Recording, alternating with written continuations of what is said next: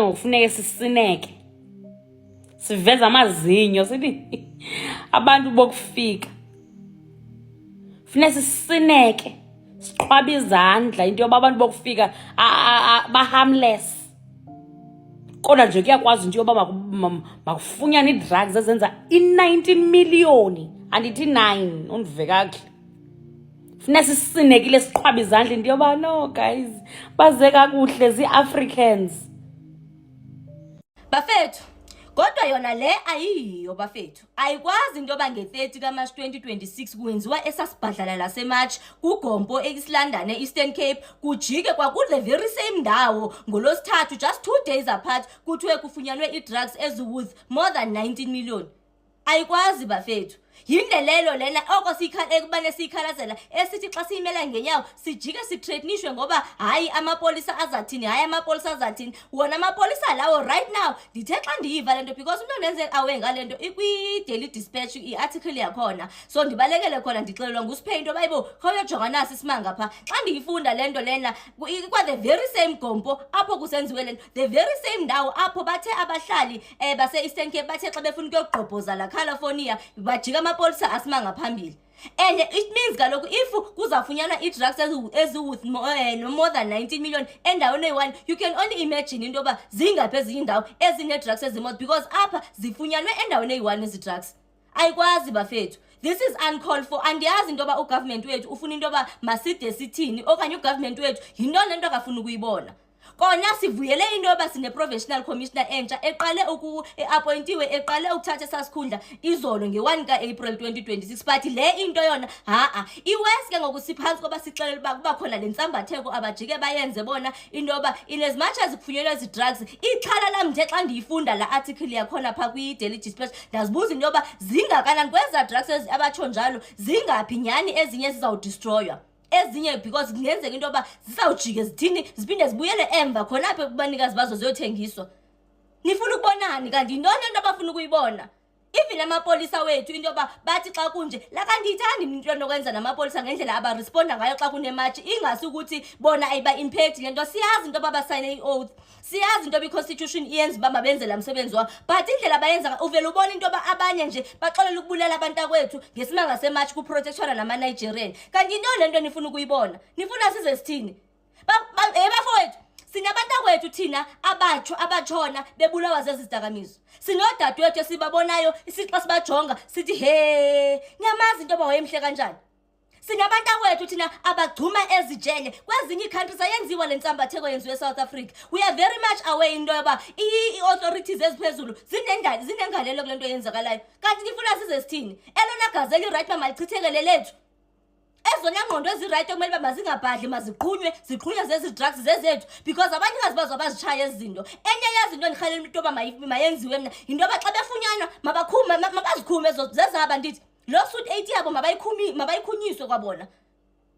This is uncalled for. Nifuna ukubonani akukapheli kwale 8 days abayinikeziwe into yoba sifuna ukumbona ephumile esasidenge seking lanto kaGompo bajike benza imikhuba efana nale kanti yintoni lento abantu abafuna ukuyibona.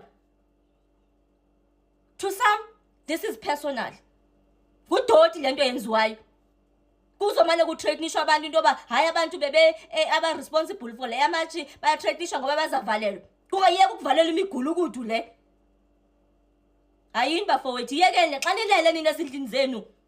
In fact kwii-sisters zethu kwii-brothers zethu koomama bethu abazali bethu abantwana basesipoliseni nithini xa lisazi into yoba kuzaba nematch nibaxelela intoni nina yintoni le nto nibacebisayo into yoba hayi bo because iyafuna into yoba sithi bafowethu siyazi uba ndisemsebenzini phaa but asilindelanga into yoba siza nibona kwi-TV nisenza ngendlela enenza nivele nibona into yoba hayi bo nilwa nyhani nibaprotektha nyhani aba bantu anisithandi ngaleyo ndlela isizwe senu imvelaphi yena niyihloniphi ngaleyo ndlela deshethona.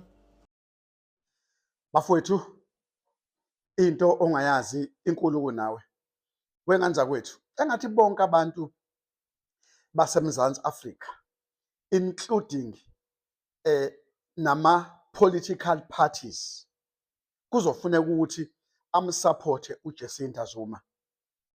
Yilokho nje engikunxenxayo futhi ke ngijabulisa ukuthi sesiwabonile amaphathi abekhona ama-political party akade emsupporta ngoba yabona bafowethu lento yama-drugs lento yabantu bokufika nama-drugs inkinga bafowethu is serious and ikhona.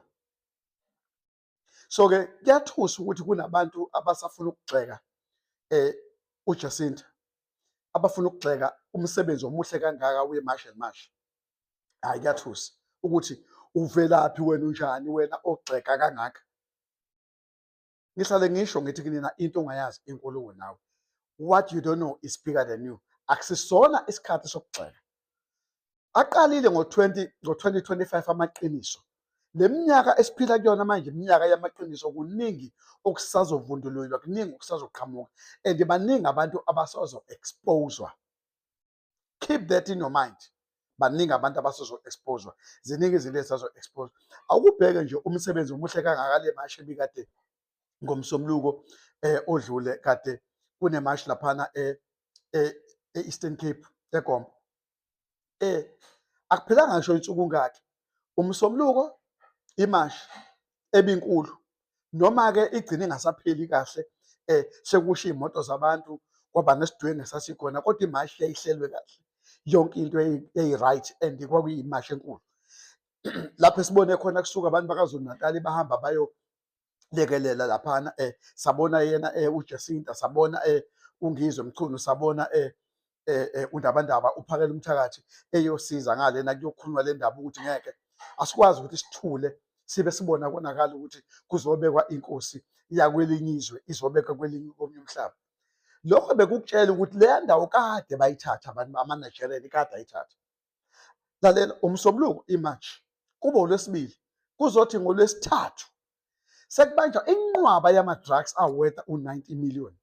Inqwaba yama-drugs, same place e-East London, same place sekubanjwa inqwaba yama-drugs. Kukutshela ukuthini lokho bafowethu? Leli izwe seliphenduke labe i-mafia state. Leli izwe seliphenduke labe i-mafia state. Bayazenzela nje abafowethu igenge yokuphika nama-drugs.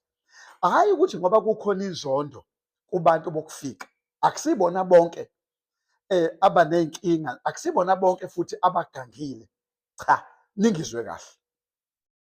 Ungabeke wena ukuze ugijima la usufuna ukungigxeka kube ngathi ngi-against noma ngipromote indaba. Cha, iqiniso lithi uma ngabe uwumuntu wokufika usuka kwelinye ilizwe, noma usuka eZimbabwe, iNigeria, iGhana, i-Angola, kanjalo iCongo, nginabangani, nginama-friends engisebenza nabo, esizwanayo nabo, bakhona, siyaphila nabo, ba-right, banamaphepha, ba-right. Even in my company nginabo abasebenza kumina, ba-right, banamaphepha, ayikho inkinga.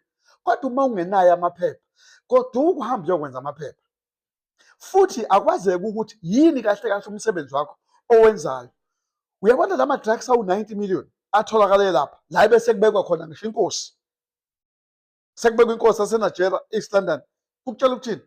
Bese beyidlile sebezolanda obrada babo bezokhohlakala. Ngiyaphinda, akusibona bonke abakhohlakele, akusibona bonke abagangile. Bakhona aba-right, bakhona abagangile. Kodwa uma ungenamaphepha azi ukuthi awukwazi ukuba kule country illegal. Kodwa ngikutshela into eyenzeke kuzoswa kube namhlanje ebusuku bayizolo. Laphana eFree State kubanjwe imoto, amaphoyisa nje bevimba umgwaqo as usual. Kwatholakala imoto eyiFortuner, Toyota Fortuner. Le moto inamanumzana abawu-2, oyedwa una-46, oyedwa una-59. Guess what? Inama-drugs, inama-Mendrax, le Fortuner amaphoyisa amabeyiseshe imoto. Ama-Mendrax awetha u-16.4 million rands. Guess what? Laba numzana abahamba ngale moto abasiwona ama-South Africans, futhi abanawo amaphepha okuba la eSouth Africa. Baboshiwe labo banumzana, bazovela enkantolo ngoLwesibili. Njengoba nje ezobevela enkantolo uFani Nkosi ngoLwesibili, nabo lapha enkantolo lase-Free State khona abazobe bevela khona ababanjwe ebusuku bethwele ilokhuzane ebelayishe ama-drugs, i-cocaine igcwele ithe mpi ilokhuzaneni kwi-Toyota Fortune. Abanawo amaphepha angilelizwe, so abasiyona i-South African nationality. Lokho kutshela ukuthini? bafowethu, ama-drugs adla umunyu, and izingane, even ngisho iy'ngane ey'hlala kuma-complex, ey'hlala kuma-suburbs, ziphelile bafowethu, yiwunga nama-drugs, ziphelile iy'ngane zabantu. Kunabantu ababhizi abashoshombisa ama-drugs, kodwa uhulumeni wethu uthini? Uthule, akasho lutho about it. Enye into ekufuneka siyibheke engiyinothisile, ngibonile nje iqembu thizeni elibhala ukuthi funeka abantu abasusa udlame laphana, kwasha kwacima kanjani, baboshwe nani nani nani. Lolo qembu ebelibhale lokho, noma abaholi balelo qembu, yilabo baqembu futhi lelo qembu elikade lilwisana neDudula. iDudula yayenza umsebenzi obalulekile bafowethu. Yilelo qembu futhi namanje elilwa noMangobese. Uyabona bafowethu, into mina ngisasho namanje, abantu base-South Africa kuzofuneka behlangane bethi enough is enough, bethi sekwenele. Kumele kuhlangane abantu base-South Africa. Lento esiyibone yenzeka lapha kuGombo e-East London, kumele abantu bahlangane, whether umZulu, uyixhosa, uyindebele, uyishangane, uyipedi, umTswana, umTsonga, wini, abahlangane, umSuthu. Hlanganani, kodwa nibe negama elilodwa ukuthi asifuni ubugebengu. Abantu abangenayo amaphepha abahambe bebuyele la bavele khona. Umuntu uma ngabe efuna ukubhaciswa akangene ngamaphepha. Ngena ngamaphepha, ayikho inkinga, kodwa iba namaphepha ozokwazi ukuthi ngila nginelungelo lokuba la. Because iqiniso lithi sonke siyaphuma, sonke siyavakasha, kodwa silungisa amaphepha kuma-embassy ethu ukuthi siphume sivakashe. Angivesane nje ngithwala ikhanda elikhulu ngihambe ngiyele ngisuke ngiyakhona. Ngeke. Uma ngiya eMauritius ngidinga amaphepha. Ngiyalwa eSwatini eduze ngidinga amaphepha. Ngiye eMozambique la eduze ngidinga amaphepha. Ngiye eBotswana la eduze ngidinga amaphepha. Ngiye eLesotho ngidinga amaphepha. Angifuni ukufika lapha ngoba usuke udelela mangabe uya kwi-country ngaphandle kwamaphepha, futhi usuke ukhombisa ukuthi vese uyisigebengu, ufuna ukuyokwenza ubugebengu. So-ke imarch and march ayilo uma yithi abantu bokufika bafowethu abahambe. Mina ngithi ayisupportwe imarch and march. Nyekeni ukuyigxeka. Nawe kungangeni-ke la kwividiyo yami uzongigxeka ube ngenayo into irrelevant. Angipromote futhi ubugebengu mina kumavidiyo ami, angipromote ubugebengu, angizwani nobugebengu, kodwa ngizwana neqiniso. La mavidiyo wami awukulwela iqiniso, la mavidiyo ami. So ungangeni lama uzongena uze nento enegative, nento yokungahloniphi, ngoba hayi izogejana, ayizokuzwana kahle. Angifuni umuntu ongahloniphi, angizwani esixhwanguxhwangu, angichwayitheke mina. So awuzukuza la uzongichwayitheka, kodwa kumele silimeleni iqiniso linjengoba linjalo, ukuthi ayisupportweni imarch and march. Sithi phambili ngoMangobese, sithi phambili ngomarch and march, akasupportweni futhi uphakele umthakathi. Sithi phambili ndabandaba ukuthi no, uma ungenawo amaphepha musa ukuhlala la, ngoba veze uzopromote ubugebengu. Ubugebengu buningi kanza kwethu. Ama-drugs uchitha isaka. Kubanjwe ibhasi ebiye emngcwabeni isizocrossa ibhoda yaseZimbabwe. Kwabanjwe ibhasi, bonke labantu ababoshiwe ama-43 kuleya bhasi abanawo amaphepha, kodwa bebe emngcwabeni, and baboshiwe iningi labo. Kwaze kwaboshwa nomama bephethe usana, egone usana oluncane, kucrosswa kuyiwa emngcwabeni okuphi, oseZimbabwe. Kutshela ukuthini? Abanamaphepha labantu. Yini-ke u-South African government ebathanda, yini engabasiza ukubenzela amaphepha ababe se-South Africa ngokusemthethweni? No bafowethu, the truth must be told. Into ongayazi inkulu kunawe. We need to stand up, sibe united, silwele iqiniso singabahlali baseMzansi. Let's stand up and say enough is enough. Thank you. Hello Mzansi, welcome to Mgosi waseMzansi. Mhla ka-1 April maphoyisa bophe i-foreigner laphana East London, i-drug kingpin letholakale nema-drugs laweta 19.3 million kesana iwabekile. So this shows ukuthi indzaba yema foreigners e-South Africa i-serious kangakanani, ilimata kangakanani i-country yethu because uma ayotholakala nama-drugs labita 19.3 million. Yo bandla, that's a lot. People are shocked. The people are saying ukuthi i-government yethu ngiyo lesidalela tonke letinkinga leti because why bangayiphushi bangabi nendzaba uma abantu basemzansi bathi abawafuni ma-illegal foreigners la South Africa because ngiwo lenda bugebengu, but for some reason into lefana naleti they don't even make it to the news. Abanandzaba nato because bayawuthanda ama-foreigners, bayawavuna.